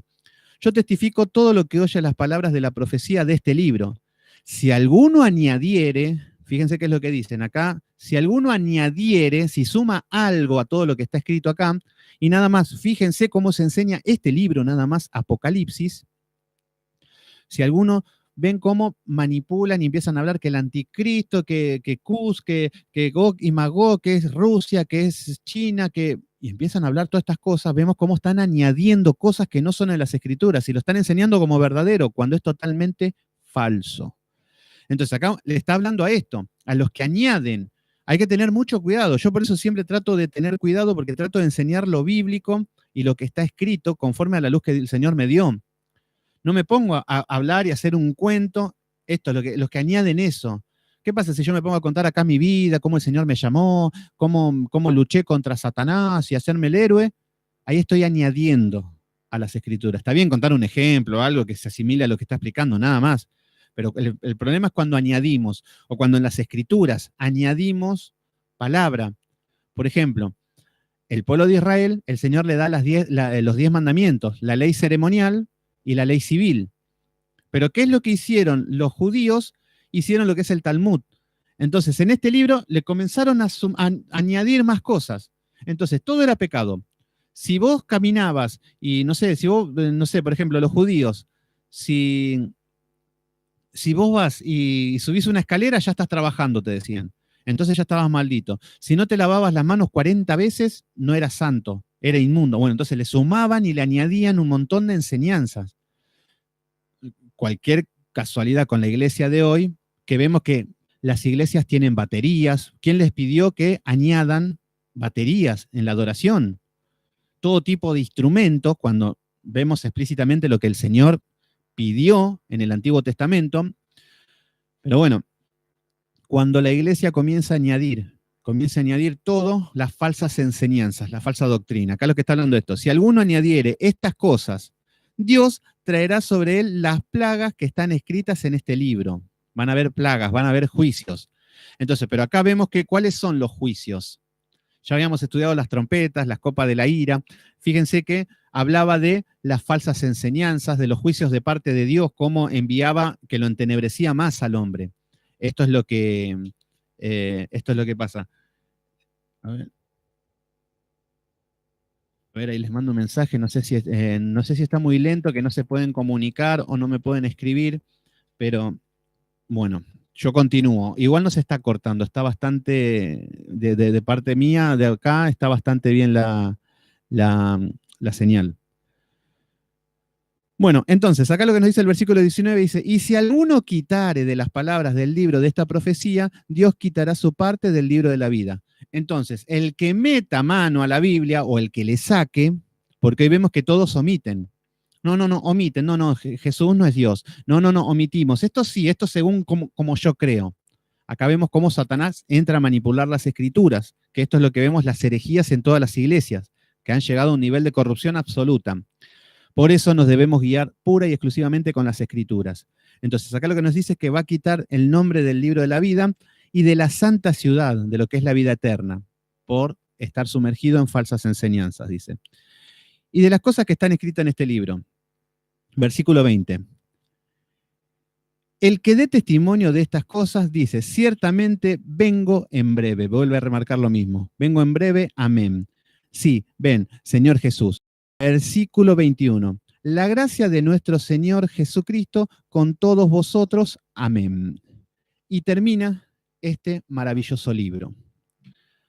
A ver, acá ya terminamos con lo que, por eso ya lo último no habían muchas revelaciones en el sentido de que podríamos profundizar más, pero yo creo que con todo lo que vimos tuvimos muchas armas, muchas herramientas a lo largo de estos estudios profundos que hicimos, pero ahora lo que quiero que vayamos a ver un poquito, porque vimos todo lo que es todo el libro y no, obviamente que no nos vamos a acordar todo ni nada, pero sabemos el concepto de cómo se estudia.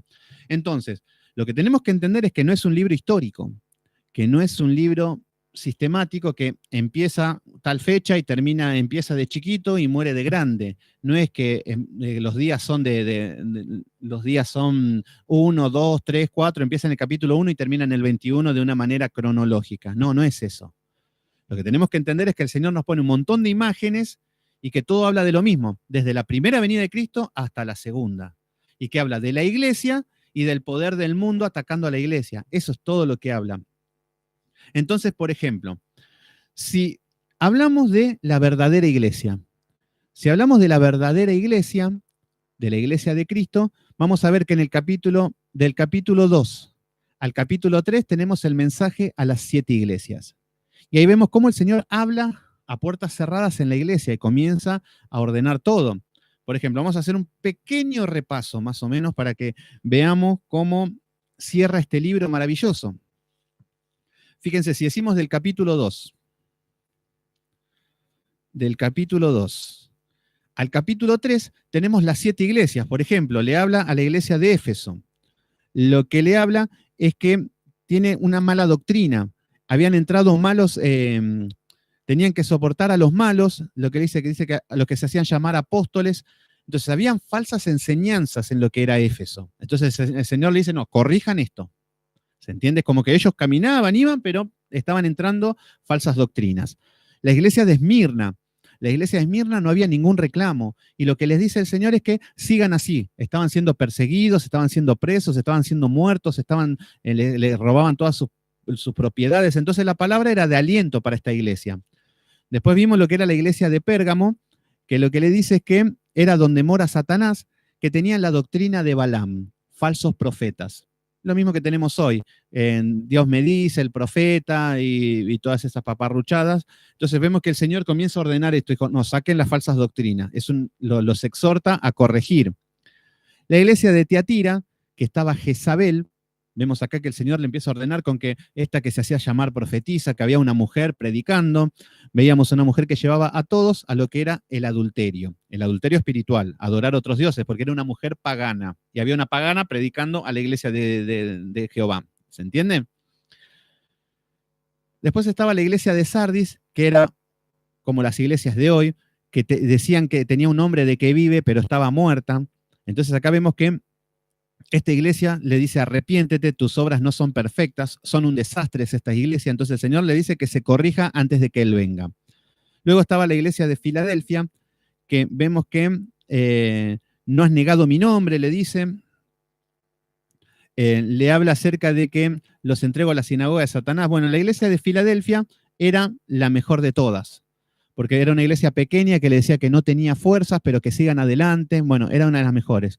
Y después aparece una de las peores, que era la Odisea, que estos eran ricos, tenían conocimiento, tenían Biblia, pero eran soberbios, orgullosos, no necesitaban de Dios. Pero bueno, ahí vemos cómo el Señor habla acerca de la iglesia, cómo trata a la iglesia. Después vemos los siguientes capítulos, por ejemplo, en la iglesia verdadera, si nos vamos a lo que es el capítulo 6, versículo 1, vamos a ver que aparecen los 4 caballos del Apocalipsis. Entonces, el primer caballo blanco, lo que representaba era Cristo venciendo con el Evangelio, que esta era la iglesia verdadera. Cristo que vencía, que salía con el Evangelio para ganar. ¿Qué significaba esto? Que Cristo en la cruz, cuando muere, comienza y gana con el Evangelio y comienza a salir a predicar el Evangelio a toda criatura en todas partes del mundo hasta que se expandió por toda la tierra. Entonces ahí vemos el Evangelio verdadero que comienza a triunfar, que era el primer caballo blanco. Pero después habían 3 que se oponían, ¿se acuerdan? Entonces, cuando nos vamos al capítulo 8 de Apocalipsis, vemos que la verdadera iglesia la vemos orando. Entonces, la verdadera iglesia oraba y le decía, Señor, ¿hasta cuándo? ¿Hasta cuándo no vas a ejecutar tus juicios a esta maldad, tanto pecado? Eso lo habíamos visto en el capítulo 8, y esta es la iglesia verdadera. Hasta que el Señor después ejecuta sus juicios a través de las oraciones. ¿Se entiende? En el versículo 10, en el capítulo 10, perdón, versículo 8, aparece el ángel con el librito, que era para la iglesia, que era el ángel que estaba parado sobre el mar y sobre la tierra y tenía un librito y le dice que lo coma. Y que iba a ser dulce en su boca, como miel, pero iba a ser amargo cuando lo trague. Lo que estaba hablando era de predicar el Evangelio y en la Biblia. La Biblia era el librito de este ángel con el librito, era para la iglesia, que con este librito nosotros, primero, lo debemos digerir, lo debemos comer. Y primero va a tener un gusto a miel, dulce. ¿Qué significa esto? Ustedes se están maravillando con las escrituras. Es algo dulce, es algo que decimos, no, para corregir esto es buenísimo, es divino, no, nos cae bien, es como que es agua, es alimento y es dulce el Evangelio. Nos gozamos. Pero cuando vayan a predicar el Evangelio a la calle van a ser oprimidos, van a perder familias, van a perder amistades, van a perder un montón de cosas a causa del Evangelio. Entonces ahí es donde se pone amargo. Hasta los pueden meter presos. Ahora ya no tanto, pero a lo largo de la historia vamos a ver todo tipo de opresiones de parte de Satanás. Por eso va a ser amargo predicar el Evangelio. Entonces eso nos hablaba en el capítulo 10 con el librito, el ángel y el librito.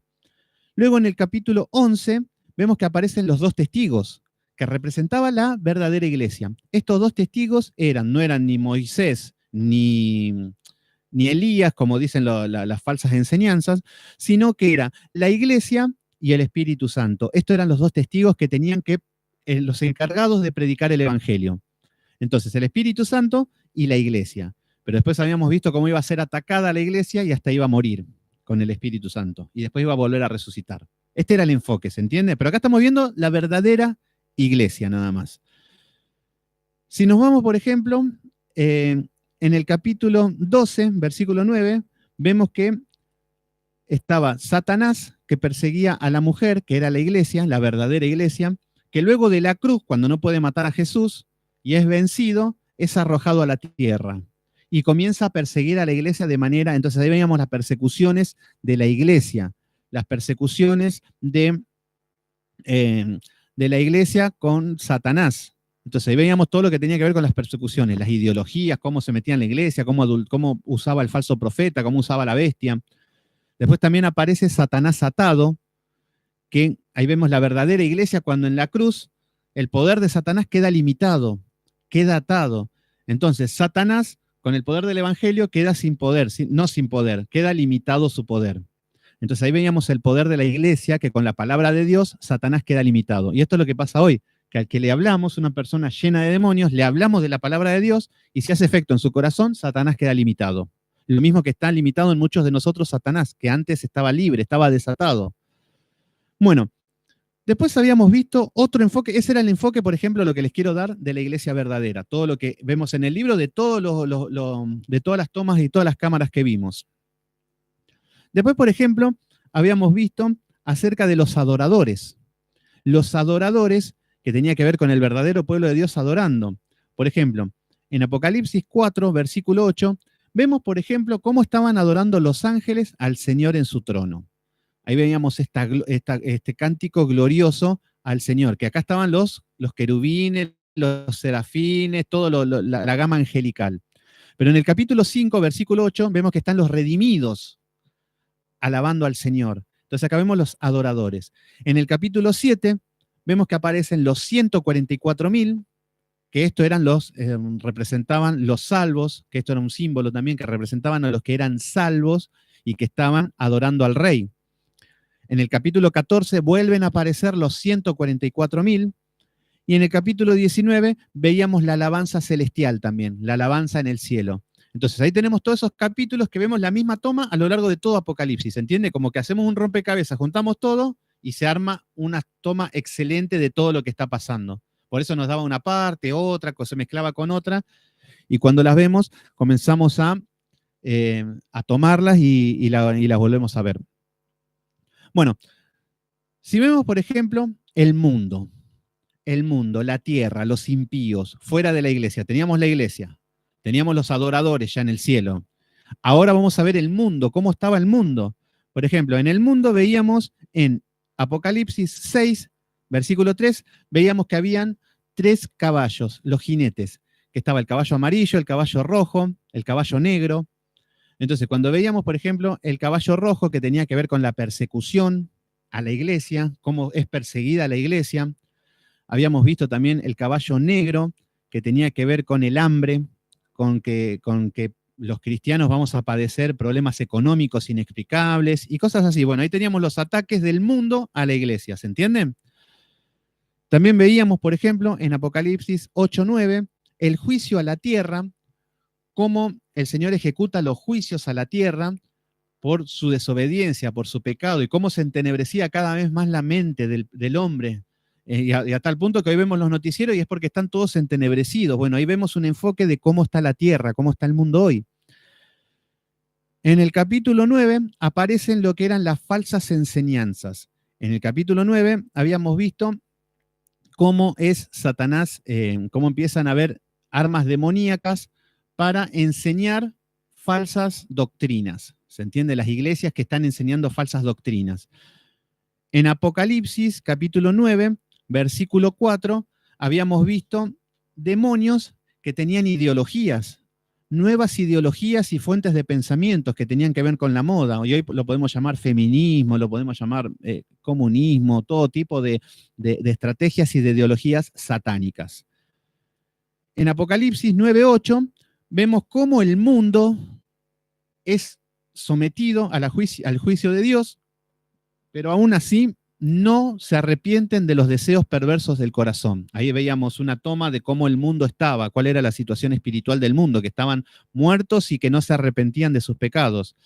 En Apocalipsis 11:7 aparece la bestia, que representaba el sistema económico, el sistema global mundial que gobierna todo lo que es todo a nivel mundial. Veíamos que la bestia tenía 7 cabezas, que son las naciones, o sea que las naciones más importantes, y veíamos cuernos, veíamos un montón de símbolos que representaba el poder de Satanás para gobernar a los impíos.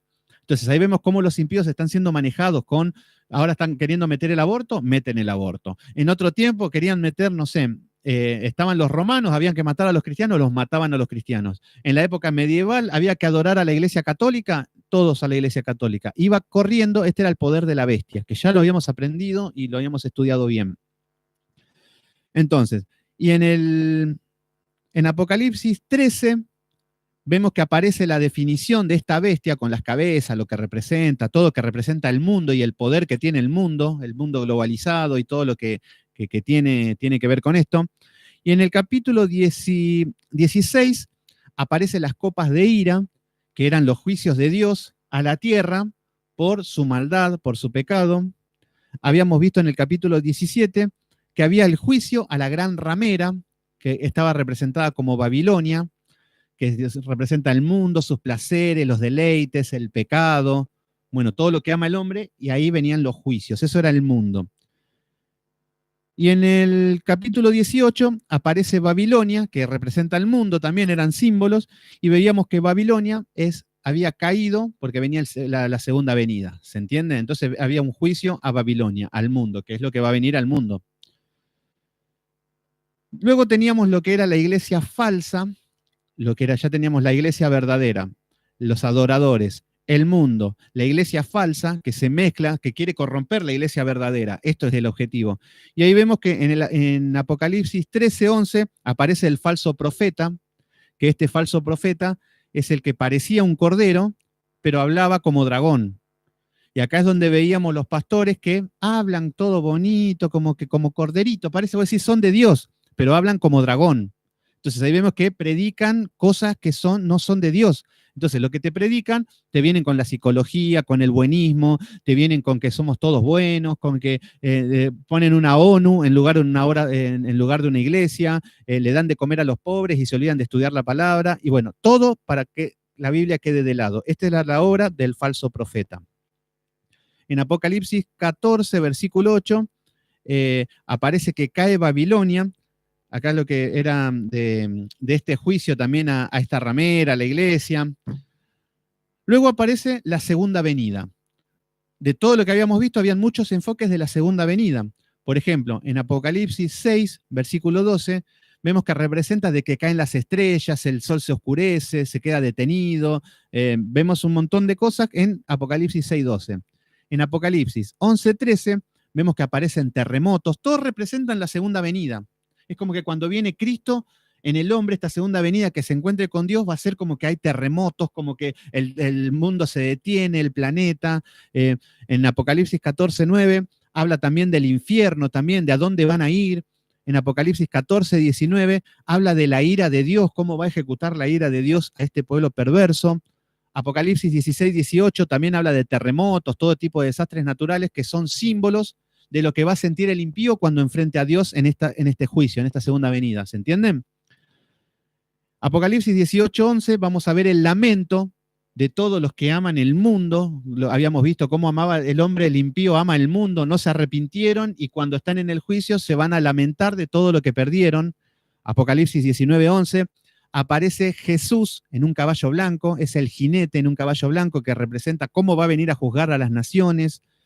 Apocalipsis 19, 19 habla de cómo va a ser el infierno, nos da muchos datos. Apocalipsis 29 nos habla de cómo Satanás y la bestia son arrojados al infierno. ¿Se entiende? Luego también habíamos visto acerca del trono, habían varios enfoques de cómo era el trono. Apocalipsis 4:2 nos muestra que hay un arco iris, que habían relámpagos, que el que estaba sentado tenía cara de sol. Entonces, no es que Dios es así, eran símbolos, que tenía vestiduras largas. Después veíamos también en Apocalipsis 20:11 que habla del juicio del gran trono blanco, de que era un trono blanco, sublime. Entonces, bueno, acá lo que vemos es cómo todos estos mismos enfoques de lo que vimos está a lo largo de todo el libro. Está todo mezclado nada más, pero lo vemos y está hablando de lo mismo. Por eso el Señor estas cosas se las guardó para sus pequeñitos, dice. Estas cosas no las entienden ni los más inteligentes de la tierra. No digo por esto, pero el Señor esto se lo da a los humildes de corazón. Pero no esto, todas las escrituras les revela cosas a sus hijos que lo buscan de corazón. Pero los que no, se van a perder y se confunden. Por eso, el hombre más inteligente de la tierra que hay, por más que se ponga a estudiar la Biblia, no la va a entender. Pero sí que se las da a los que son humildes de corazón. Así que bueno, ya con esto queda terminado, queda concluido lo que es el libro de Apocalipsis. La verdad que es glorioso haber terminado este libro en 43 clases. Claro, hace 43 clases, la fuimos haciendo todos los días, casi todos los días. Así que 1 mes y medio aproximadamente estudiando este libro estuvimos y nos ha dado mucho. Son para estudiar una vez por semana, pero bueno, en este tiempo de cuarentena lo estudiamos todos los días y nos ha dado mucha luz y fue de mucha bendición para todos nosotros. Así que bueno, mis queridos hermanos, así damos terminado este libro. Espero que sigan estando ahí. No, veo que no se pueden conectar porque no sé si hay poco internet o soy yo, pero bueno, le mando saludo a Marcelo. Me alegra que se haya conectado, que esté, veo que comenta, que está con mucha energía. Así que bueno, espero que pueda responder las preguntas que tenga y bueno, que siga adelante con esto. Y bueno, le mando saludo a Vanessa, a Janina, que después de este estudio, que ahora sí a descansar, a dormir, deja todo en las manos de Dios. Oremos por Janina, le pedimos al grupo, oremos los unos por los otros, a Gabriel Pereira, Cintia, que siempre están ahí, Emilia. Este es el grupo que el Señor ha elegido para darnos estas cosas. Así que bueno, Estoy muy contento, muy orgulloso de estar con ustedes. Y mañana vamos a comenzar con un libro nuevo. Vamos a comenzar con las cartas pastorales. Vamos a ver todo acerca de los pastores, de la iglesia, de los diáconos. Vamos a ver la doctrina de la iglesia, todo. ¿Para qué? Para poder adorar bien correctamente.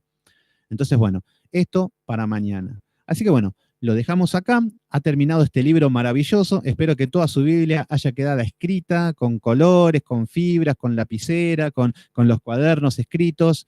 Y si no lo han hecho, los invito a que consigan un cuaderno para mañana y empecemos con lo que es Primera de Timoteo. Vamos a empezar con ese libro.